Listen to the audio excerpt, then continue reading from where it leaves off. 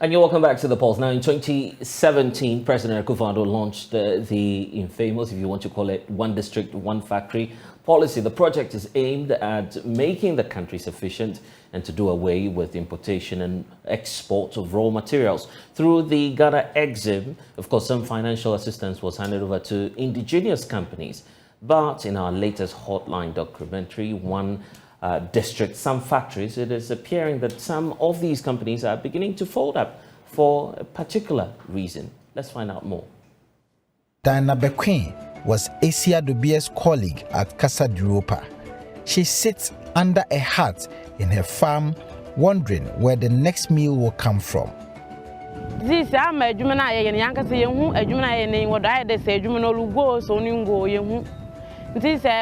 don't really know the status of the company now, whether the company has collapsed or is now collapsing.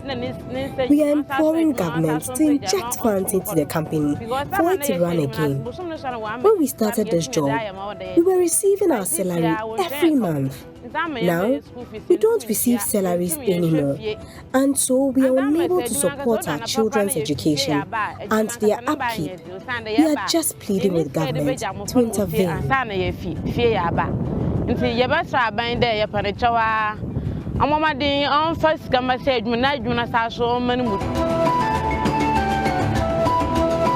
Adjoa Nomaba and Diana are among hundreds across the country whose hopes have been dashed and are going through difficulties to support their families. Ghana imports flour, fruit juice, rice, matchsticks, cooking oil, and many products from all parts of the globe. The country is yet to recover from the shocks arising out of the Russia-Ukraine war. President Akufo-Addo put it aptly. Has since the beginning of this year been further aggravated by the Russian invasion of Ukraine, which has worsened the economic outlook of the entire world. We in Ghana have not escaped this development, and the consequences are being felt in rising living costs at our markets and at fuel stations. The terrible events in Ukraine have a direct impact on our lives here in Ghana. Mr. Speaker, 30% of our wheat, flour, and fertilizer imports come from Russia. 60% of iron rods and other metal sheets are imported from the Ukraine. And almost 20% of Ghana's manganese is shipped to the Ukraine. The bombs might be dropping on cities half a world away, but they are hitting our pockets here in Ghana.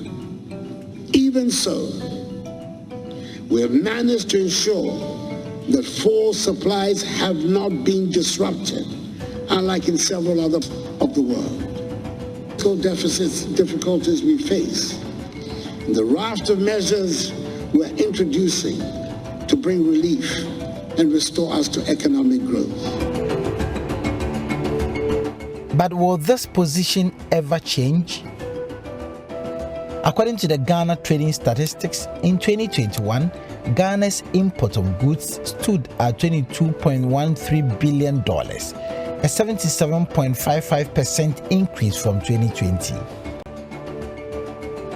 If a country imports more than it exports, it creates a trade deficit. And if a country imports less than it exports, it creates a trade surplus. When a country like Ghana runs a trade deficit, it puts pressure on its domestic currency, causing depreciation. It's like a new household that is starting out.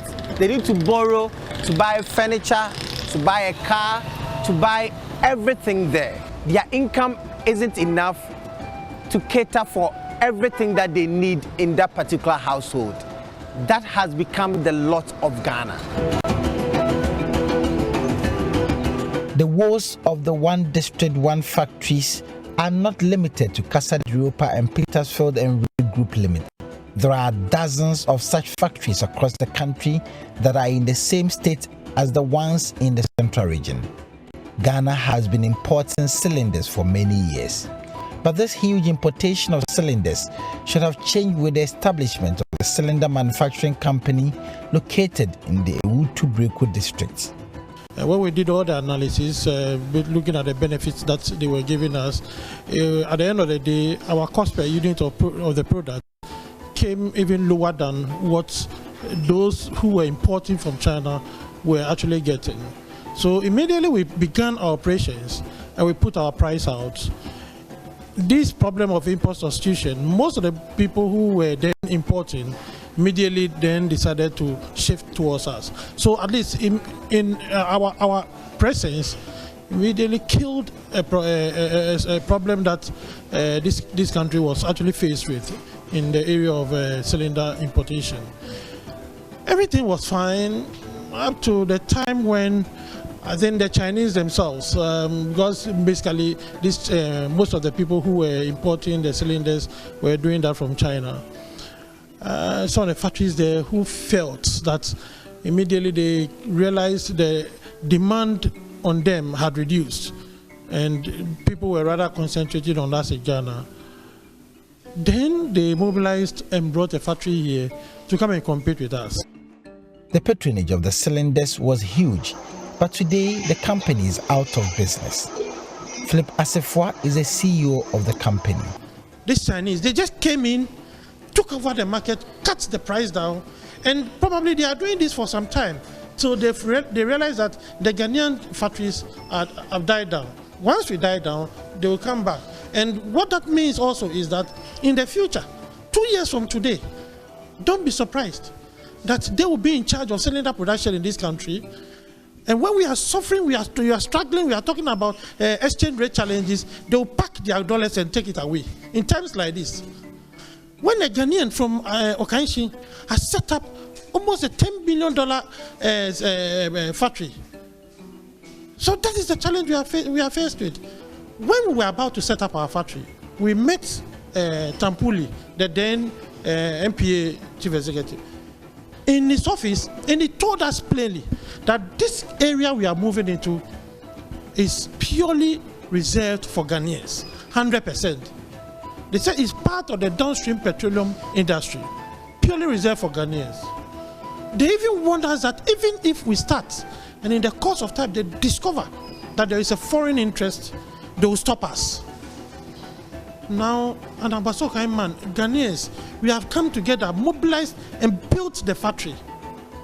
Today, GIPC, Ghana Investment Promotion Center, they have given these Chinese people the right to come and destroy us.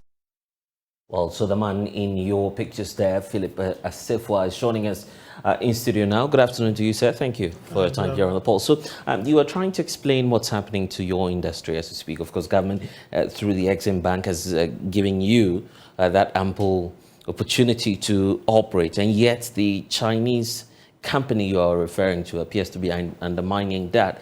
Why should you be worried when people say, well, it's a free market, anyone at all could come in and do business? Well, but that is very dangerous for us as a people, as a country. I do not see why, as a country, we don't think of making movements. I mean, moving like the way the world is moving. America is moving. I mean, China is moving. European countries are moving. Everybody is moving. And if I use the word movement, I'm talking about a situation where deliberate policies are being taken by these countries. Right. To move their own. Look, until the factories and the businesses in this country grow, until the commanding heights of these factories, of these businesses are owned by Ghanaians, the Ghana we're talking about will not be for us. It won't be long, the time will come. My brother, we will all be slaves in our own country, like it's happening in some African countries as we speak. Could it not be the issue of the lack of competence or technology or the necessary skills to match up to what it is that the Chinese are doing? You're basically running out of competition. Is that not what's happening? My brother, so let me put it this way. Okay. Very simply, I spoke about the issue of competition in my analysis when I spoke earlier. Right. What I was saying is that if you are competing with somebody the main raw material that actually that makes the cylinder, the main raw material, that alone, the price of it, it's more than what the person is selling. Well, how do you bring competition in? We buy it from the same market, and the prices are actually given by the world market. I mean, it's something on the world market. It's not like somebody chooses, and these prices are on the. And how does a person sell lower than that particular steel price before you bring the steel, process it to get your cylinder? And I also indicated we're buying the finished cylinders from China before, and the price we were buying it. When we set up the factory, our price per unit became lower because of some of the benefits we got from the 1D1F. Okay. Then all the people who were then importing came to us. So where is the incompetence here? If we have been able to do this and then be able to pull the people who were importing onto our side, we have actually solved the problem. So what you mean to say is that at the time you started operations, every single Ghanaian company that used to import this were buying from you? Well, immediately we started our operation of the market. Immediately after operation, I would say about 80–90% of all the people we knew into the system were all buying. And we don't intend to be fixated on the Chinese community, but how did they come into the story? You see, in this particular case, these are the same Chinese we are talking about. These are the people we invited when we were setting up our factory. So you invited them? We invited them to come and help us set up our factory. And then when they worked with us for a while, after everything is set and the operation has taken off, we brought in Ghanaian engineers. And we asked them to now allow us to manage our own thing. They left 6 months later, they came. And this time they came through GIPC. And that is my difficulty. When we have state agencies who don't know anything about what they are doing, because if GIPC were to be doing a serious business, first, if an investor is coming, you need to even understand the market they are coming to operate in. If this is the way GIPC is working, then tomorrow they'll go and bring another investor from somewhere to come and take over other businesses in this country without any recourse to anything. They first must do some analysis, have your own research. This area is available. This area is not available. This area should be reserved for our people. For those who need to follow the story and follow your argument, why is it necessary, for instance, to protect the cylinder manufacturing you're running under the 1D1F policy? Why is it necessary to do so?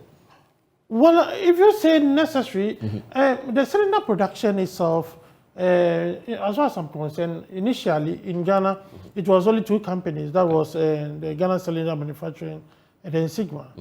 Now, when we came in, at that time, Ghana Cylinder Manufacturing, they have virtually, the operations had gone down. So we came in at that time. And at the time we were coming in, even that of the Sigma was not very strong. So as we speak, we are currently the biggest on the market in terms of size of production. The whole thing is that initially we were importing. And the Chinese people we were importing from, when we decided to set up the factory, they were like, why do you want to leave? Why do you want to stop the importation and then come and go and do the factory? And we said, no. There is a new policy in our country that is making businesses, it's easier to set up the factory. Oh, it was argument upon argument, and finally we decided that we'll maintain and then do the factory. And they told us that if they export the raw materials to us, they won't get much. But if they export the finished cylinders to us, then they will get some money. So they will beg us to continue to buy the finished cylinders. And you said no? And we said no. And we came and set up the factory. Of course, it was on a gentlemanly arrangement. So we even got some of their people to come and help us to set the factory. Then later, this is what they are doing to us. Where is competition here? These are people who are determined to do something for their country. I can't take it away from them. They are determined to help their country. Are we also? When we were complaining, when we raised the issues to certain agencies in this country, they were looking at us as if we don't look like proper human beings, as if we were not reasoning. Okay. You could clearly see the deliberateness of what they did. Let's talk about the memo of understanding. Obviously, before you signed up to this one district, one factory policy, what was the agreement, for instance, between your outfit, and we're not necessarily talking about monetary terms, but the framework under which you signed up to set up this cylinder manufacturing company in the first place, under the one district, one factory initiative? Well, actually, you know, when you, as part of the package that 1D1F will give you, you get access to some free 5-year tax-free, and then 2, you also get some transformers closer to your factory, at least to help you do your operations. You also get some other benefits by way of tax benefits in other forms. That makes, eventually, if you put all together, you surely get something in terms of the cost. It brings the cost down lower than what ordinarily if you were importing. So you enjoyed all of these benefits? Yes, of course. Under so if you enjoyed the benefits, now it's time for hard work, isn't it? No, the point is that even with the benefits that we're enjoying, now with these people that have come in, I'm saying that they are now selling their product at a price lower even than the steel. But it's the market. In fact, but it's the market. No, but you see, I gave you the genesis. I told you the trajectory. Right. How they came in. The thinking behind what they told us, that they would prefer to come and do the cylinder here. Because if they do that, then they will get what they want. They'll prefer to push the cylinder, the finished ones, onto us. And they prefer that because at the end of the day, they will get what they want. If they should sell the steel to us, they won't get anything. And we said, no. We prefer to also go by our own arrangement based on the benefits we are getting from our country. So we started it and it was working. Of course, all the people in this country, if any other company wants to also benefit from 1D1F, you could do so. We wouldn't have any problem if a Ghanaian company, of course, we were not the only company also operating in the space. There are other companies. Why are we not complaining of all the others? Because in terms of pricing, what we were having compared to what they are also having, virtually we are almost at par. So now it depends on your ability to market and then other strategies that you put in place. But if you are selling something, maybe the total price is about 150 cedis, and the person is selling his around 7 cedis, there is no way you can do. I mean, what magic can you do? When even the steel component, as I said, is more than the agency. And so what happened was that when we pushed them to the wall, the ministry came in at a point. That's where I was going to. Yes. Because the implementing agency, as we know it, is the Ministry for Trade and Industry. Have you sent your appeal petition? We've sent appeals to Ministry of Trade, Standard Authority, to MPA, to Ghana Investment Promotion, even to Attorney General. Because we felt that at the point, when we were about to start the factory, we met the then Chief Executive of MPA. And he clearly told us that, look, this thing you are going to do is reserved for Ghanaians. So if the person has told you this, he's a Chief Executive, he said, he even told us that if in the course of time they discover that we are doing this thing with the foreigner, they will stop us. And so we also, based on what we had, based on what we're also looking at, we have started our operation. And then this situation has come up. I mean, I don't know. Okay, in terms of your operations, what do you intend to do now? Is that likely to result in some layoffs? What will happen? Well, actually, the truth of the matter is that we produced and gathered a certain quantity, right, at least to finish up the raw materials that we were having. Now we are actually deciding. We are looking at other options. If we get some buyers into it, probably we may continue to operate. But if not, we probably have to shut down. Really? Yes, we still have to shut down. Because we still have a lot of cylinders we've not been able to dispose of. What's the employment size like?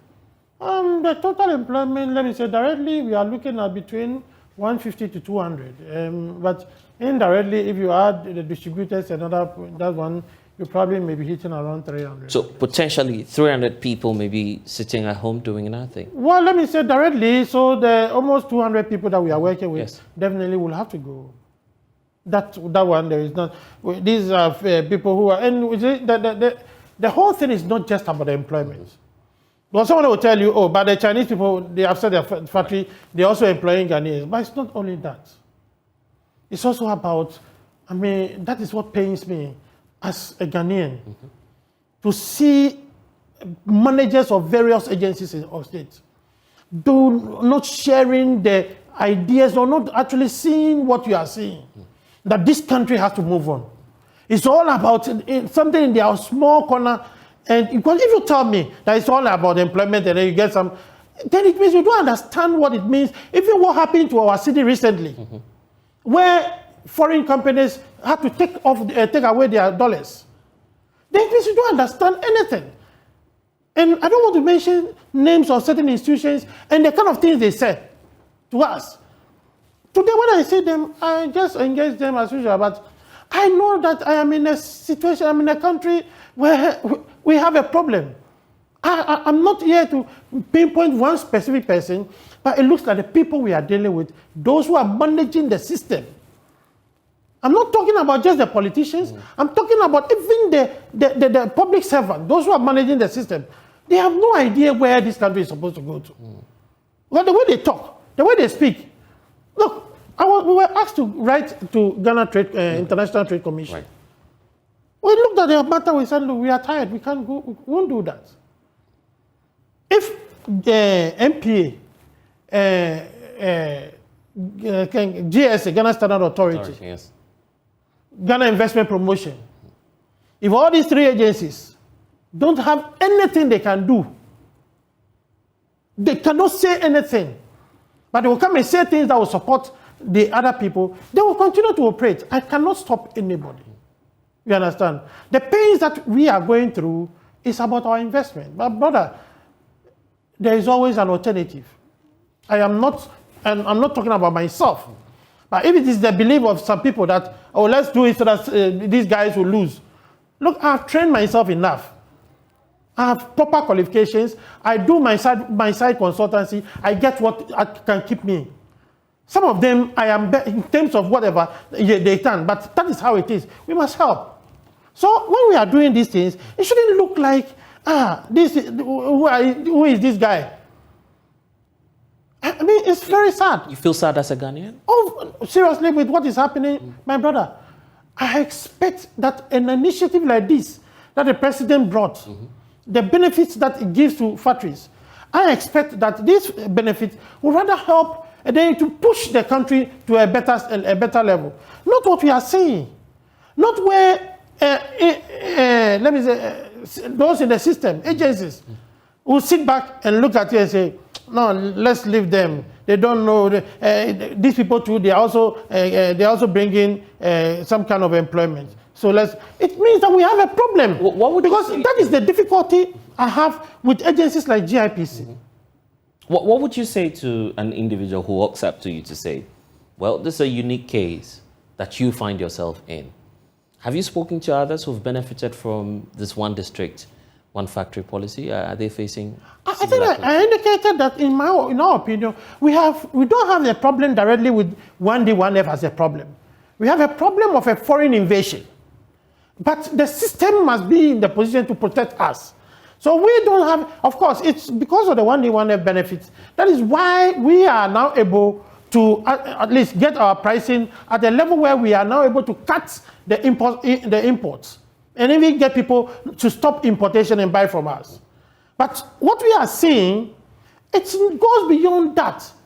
There is an agenda by some people to collapse you. And there is nobody in this country to support you. I cannot walk from Ghana to China to go and engage in this. There is no way I can even survive 2 days. But we have Chinese companies. That's the pains. That's the pains. Look, we have one life. My life is one. Everybody has one. But my brother, we cannot. If this is all that we can do, I got to a point, America had to stop Huawei from using Google. You think they are not thinking? You think they are not thinking? That is the reason why, at the point, look, at the point, if you bear me witness, Huawei was virtually the phone of, the day. But when America stopped them from using Google, it became a problem.